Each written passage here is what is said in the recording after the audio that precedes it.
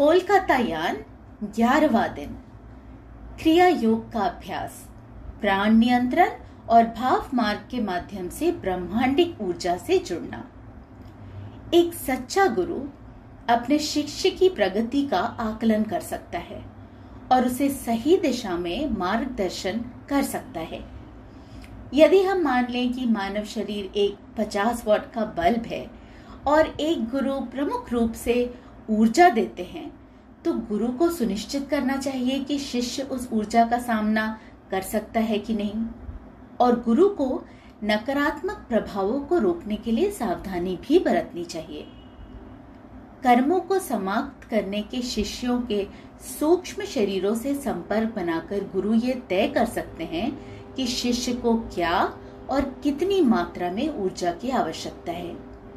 ये गुरु ही हैं जो शिष्य को बताते हैं कि क्या आवश्यक है और क्या अनावश्यक है, और आध्यात्मिक विकास की ओर मार्गदर्शन देते हैं। श्री श्री श्री आत्मानंदमयी अम्मा के प्रशिक्षण के तहत उनके शिष्यों के अनुभव इस तथ्य के साक्षी हैं।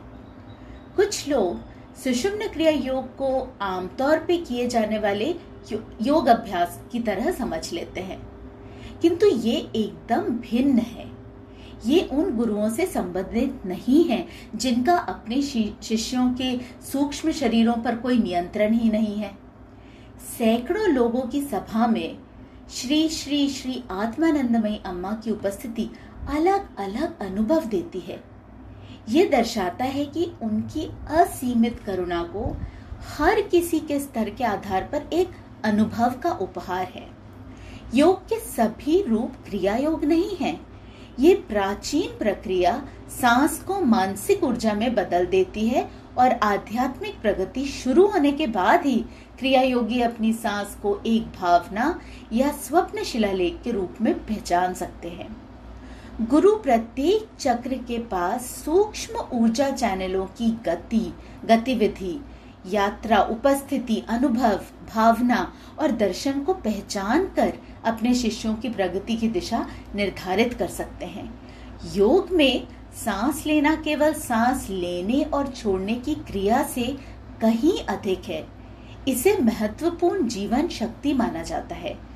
प्राण जो शरीर के माध्यम से प्रवाहित होता है और इसे बनाए रखता है। विशिष्ट सांस लेने के तकनीकों के माध्यम से इस जीवन शक्ति को देखकर और नियंत्रित करके अभ्यासकर्ता अर्थात साधक अपने शरीर और मन के साथ और यहाँ तक कि परमात्मा के साथ भी गहरे संबंध का अनुभव कर सकते हैं।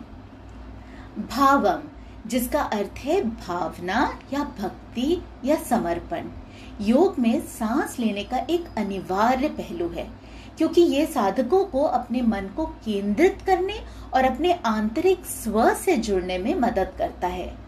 भावम के साथ सांस नियंत्रण को जोड़कर साधक ब्रह्मांड के साथ शांति, आनंद और एकता की गहन भावना का अनुभव कर सकते हैं। ऐसा करने में साधक अपनी व्यक्तिगत चेतना को सार्वभौमिक चेतना से जोड़ सकते हैं, जिसे ब्रह्मांडीय ऊर्जा भी कहा जाता है। ये संबंध स्वयं और ब्रह्मांड की गहरी समझ पैदा कर सकता है और अंततः आध्यात्मिक मुक्ति की ओर ले जा सकता है। क्रिया योग इस सिद्धांत पर आधारित है कि आत्मा सांस की रस्सी से शरीर से बंधी है। विशिष्ट सांस की क्रियाओं के माध्यम से क्रिया योग का उद्देश्य इस गांठ को खोलना और आत्मा को भौतिक शरीर की बाधाओं से मुक्त करना है। परिणाम स्वरूप साधक आंतरिक शांति और श्रेष्ठता की स्थिति प्राप्त कर सकते हैं और भौतिक संसार से मुक्ति।